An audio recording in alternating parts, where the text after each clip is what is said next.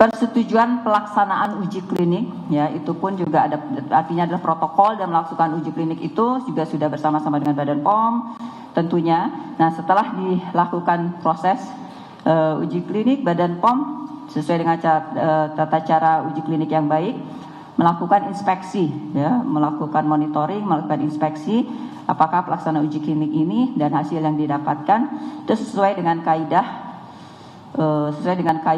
protokol, ya, sesuai dengan kaidah uji klinik yang baik tentunya, ya, sesuai dengan aspek misalnya parameter-parameter yang sudah ditetapkan sebagai inclusion, sebagai exclusion, sebagai yang dimasukkan, sebagai yang tidak masuk ke dalam aspek risetnya, gitu ya.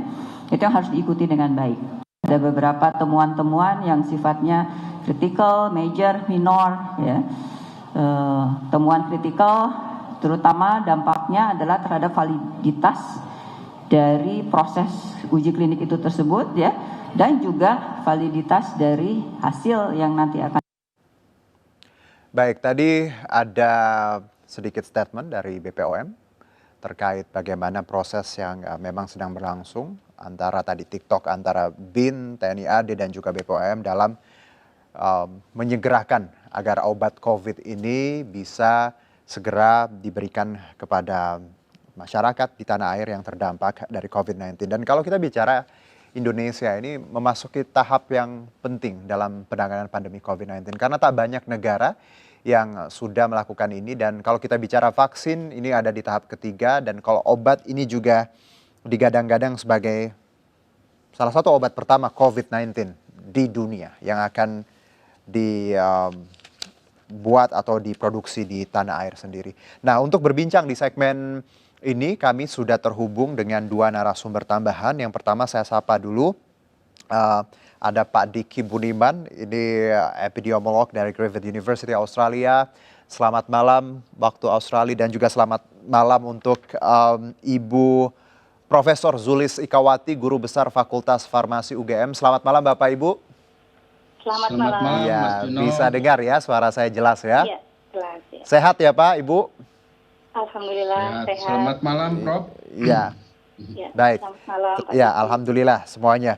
Baik.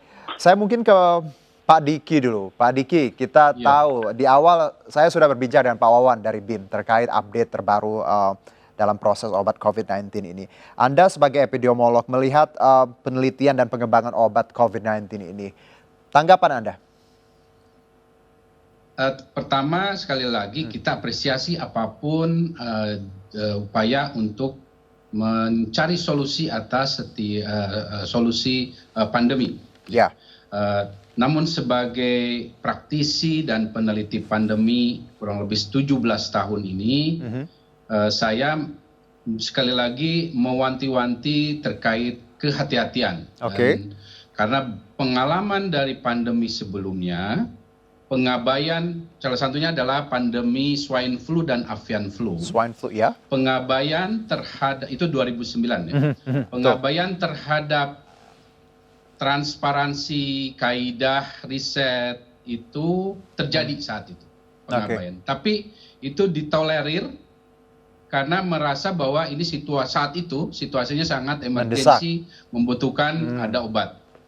Tapi beberapa ahli yang terkait ahli pandemi atau global health security sudah mengingatkan itu berbahaya karena dalam riset itu harus dilihat manfaat dari obat itu dan juga jadi potensi manfaat dan juga potensi efek sampingnya ini di mana yang lebih besar. Baik. Nah, efek samping ini kadang kan ada yang membahayakan sampai menyebabkan kematian. Namun ini akhirnya diabaikan sehingga terjadilah produksi besar-besaran sampai 1,8 miliar dolar.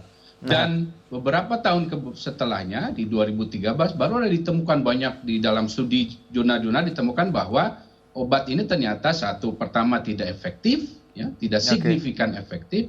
Kedua juga ternyata menyebabkan kematian terutama pada anak salah satunya yang sangat banyak. Kemudian juga ada dampak lain berupa gangguan mental dan neurologis. Nah inilah yang menyebabkan WHO saat ini dan Badan Dunia Internasional saat ini berhati-hati sekali, makanya mengadakan yang disebut dengan clinical trial secara bersama-sama, disebutnya solidarity. Nah, ini maksudnya untuk memastikan bahwa semua mengikuti aturan kaidah yang memang harus diikuti dan juga memastikan efektivitas dan keamanan. Jadi apa yang kita suarakan ini bukan berarti kita mendukung.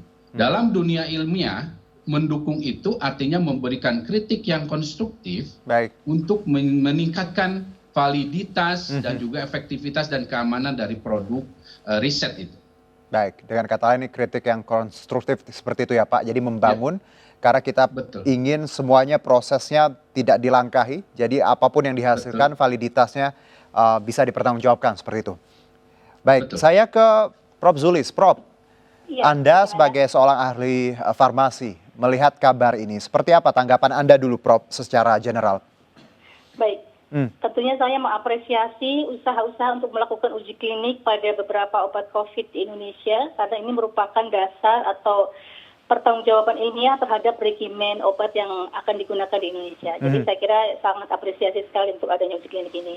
Oke, lalu ada catatan sendiri, Prof, terkait proses. Kalau tadi Pak Diki melihat bahwa ya kita apresiasi, namun kita juga belajar dari swine flu di 2009 bagaimana prosesnya yang mendesak, digesa-gesa, sebenarnya tergesa-gesa, dan akhirnya COVID pun obat yang dihasilkan pun tidak maksimal. Nah, Anda punya catatan khusus soal ini, Prof? Iya, jadi kalau sekarang kan kita sebagai orang awam dari luar uji klinik itu hanya bisa melihat dokumen yang mungkin tersebar di media atau di publik.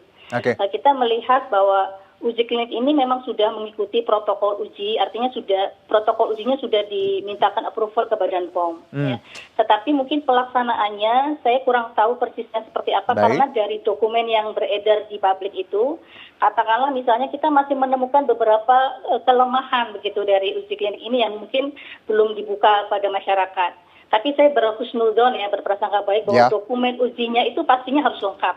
Hanya saja kalau yang disampaikan ke masyarakat kan memang nggak mungkin semuanya disampaikan ya. Cuman sayangnya yang disampaikan ke masyarakat itu ada beberapa yang menurut saya kurang akurat gitu. Jadi itu menimbulkan pertanyaan. Katakanlah misalnya ini sebagai contoh kecil saja. Uji klinik itu adalah menguji 3 regimen kombinasi, ya kan? Lopinavir, ritonavir dengan azithromycin, lopinavir, ritonavir dengan doxycycline, kemudian hidroksikloroquine dengan azithromycin.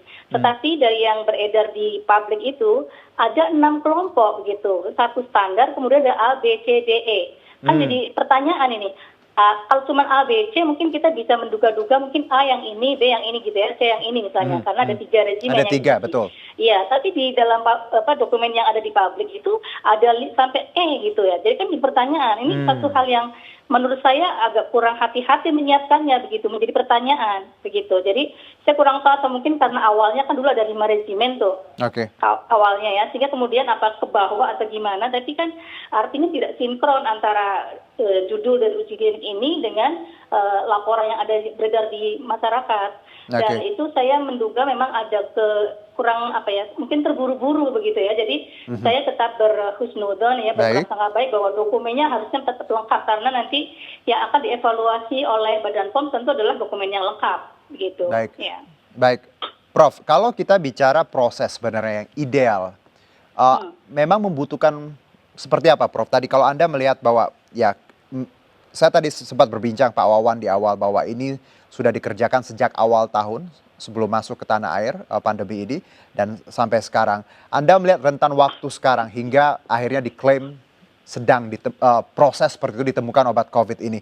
Apakah ini memang prosesnya Anda melihat cukup wajar atau sebenarnya ya tidak segampang itu dan tidak sesingkat itu untuk menemukan satu obat dari pandemi? Iya. Kalau berangkatnya dari sama sekali obat baru yang harus disintesis dulu, itu tentu harus memerlukan waktu yang bertahun-tahun, bahkan mungkin bisa puluhan tahun. Tetapi di sini memang ada shortcut ya. Jadi saya kira ini strategi yang baik, di mana menggunakan obat yang sudah beredar. Jadi uji klinik ini menggunakan obat yang sudah beredar dan bahkan sudah dipakai untuk pelayanan kesehatan untuk terapi COVID, macam hidroksikloroquine, azithromycin, kemudian lopinavir, ritonavir, itu adalah obat-obat yang sudah dipakai di masyarakat. Di sisi lain itu berarti aspek keamanannya sudah diketahui, Jadi potensi risikonya kan sudah diketahui nih, kalau misalnya obat ini kira-kira efek sampingnya apa, sehingga mitigasinya jelas nanti kalau terjadi. Tetapi menjadi pertanyaannya adalah kebaruannya di mana gitu. Kalau obat ini memang sudah beredar, kalau cuma dikomunikasi saja, letak kebaruannya di mana. Jadi mungkin kami sedikit mempertanyakan apanya yang nomor satu di dunia itu, artinya secara apa ya, inovasinya di mana begitu. Tapi kalau itu memang akan dikombinasi secara tetap, itu mungkin hal baru.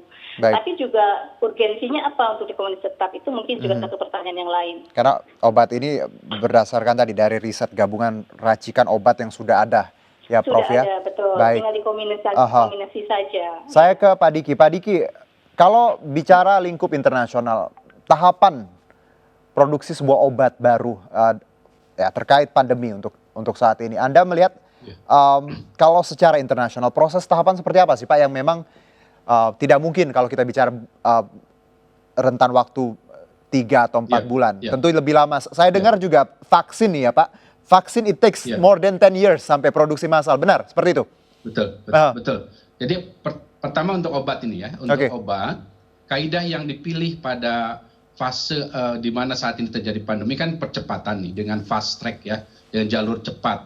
Namun, kaidah ilmiahnya tetap dipatuhi ini di secara global. Pertama misalnya dari setiap tahap uji fase 1. Nah, hasil uji fase 1 ini disampaikanlah hasilnya secara transparan seperti itu. Ahli pakar-pakar farmako seperti Prof tadi tidak bertanya-tanya ini waktu fase uji ini apa. Nah, jadi disampaikan fase itu di jurnal terkemuka tentu. Sehingga ada peer review di situ dan termasuk para ahli di negara kita juga akan melihat, oh ini metodenya seperti ini, hasilnya seperti ini. Kemudian setelah peer review itu kan artinya kalau dimuat itu sudah maju ke fase 2. Di fase 2 hasilnya juga disampaikanlah nanti dengan jurnal ilmiah lagi. Dan ini sudah dilakukan juga seperti yang vaksin yang diuji cobakan di FK Unpad dan Bio Farma kan sudah ada, dia mengikuti tahapan itu. Dan untuk obat ini pun tidak ada kekecualian. Sekali lagi, saya sangat mewanti-wanti ini karena kita ini perlu melihat potensi manfaat dan potensi efek sampingnya ini mana yang lebih besar. Apalagi kalau ini digabungkannya nih seperti apa, kan ini kalau sudah digabungkan kita nggak tahu, saya bukan ahli farmako ya, tapi apakah ini potensi manfaatnya tetap lebih besar dari efek sampingnya begitu. Dan sekali lagi apalagi ini sudah uji fase 3, tentu harus ada, sekali lagi riset ini kan menyangkut kemaslahatan masyarakat. Betul. Bukan satu proyek rahasia. Ada hal yang memang untuk riset ini memang harus dibuka. Tentu ada hal-hal kecil yang memang sifatnya tertutup ya. Tetapi secara besar ini harus terbuka. Sebagaimana yang juga dilakukan di Bandung kan, atau Eijkman kan sudah dideklar dari awal. Baik Pak Diki, tadi saya juga di awal sudah sempat bertanya Pak Wawan dengan pertanyaan banyak yang menilai prosesnya tidak transparan, banyak yang juga menganggap bahwa agak senyap. Tapi Pak Wawan menyebutkan bahwa mereka tidak sama sekali menutup-nutupi. Komunikasi antara BPOM terus berlangsung nih Pak. Dan memang ini prosesnya tidak singkat, tidak gampang. Nah, Anda melihat bahwa ada sanggahan bahwa sebenarnya selama ini tidak ada yang ditutup-tutupi, tapi banyak pihak yang merasa bahwa ini kok senyap dan juga datanya juga berbeda yang beredar. Itu pun yang didapat oleh Prof tadi. Nah, Anda melihat bahwa tanggapan kalau ini tidak senyap? Ya, ini sekali lagi ya fakta ilmiah dengan belum adanya paper awal yang tadi saya bilang uji klinis 1, 2 dan juga sampai 3 ini belum ada dan disampaikan saat ini ya tentu artinya kita melihat bahwa ini baru kita ketahui. Bahwa itu senyap atau itu ya mungkin debatable ya, bisa diperdebatkan. Namun sekali lagi ini adalah tujuan kita adalah bukan maksudnya tidak mendukung riset ini. Saya yakin tadi Anda menyebutkan dari awal. Kita ingin memastikan bahwa tahapan sampai ketiga ini sebelumnya itu sudah memang sesuai kaidah dan memenuhi dua hal, efektivitas dan juga keamanan. Sekali lagi obat yang saya sebut tadi yang Tamiflu 2009 itu ya menjadi tragedi, pelajaran mahal yang harus diambil pahit oleh dunia internasional terkait pandemi. Dan ini jangan sampai terjadi ya di Indonesia. Oke, itu catatan tadi. Kalau Pak Diki tadi menyebutkan bahwa dalam dunia ilmiah, kritik itu diperlukan apalagi yang sifatnya membangun. Karena kita ingin mendapatkan tadi validitas obat ini memang yang paling baik dan memang bisa dipertanggungjawabkan. Nah, kalau saya kembali ke Prof. Zulis. Prof, bicara mungkin ya masyarakat yang nonton sekarang, ya kita tidak bisa memahami secara ilmiah kalau bicara kombinasi obat. Tapi kita punya beberapa data yang terkait ketiga jenis campuran racikan ini yang beredar. Ada mulai Laponavir, Lopinavir, dan juga yang paling familiar adalah hydrochloroquine. Iya. Kalau dari Prof. Zulis sendiri, bisa Anda sampaikan Prof, dari 3 kombinasi ini, masing-masing ini untuk apa dan indikasinya seperti apa? Ya, baik.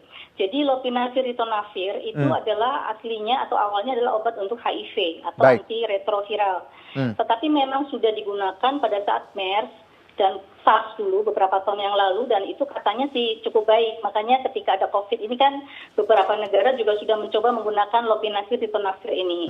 Tetapi kombinasinya agak beda. Jadi yang sudah ada dipublikasikan itu adalah dikombinasikan dengan ribavirin atau interferon.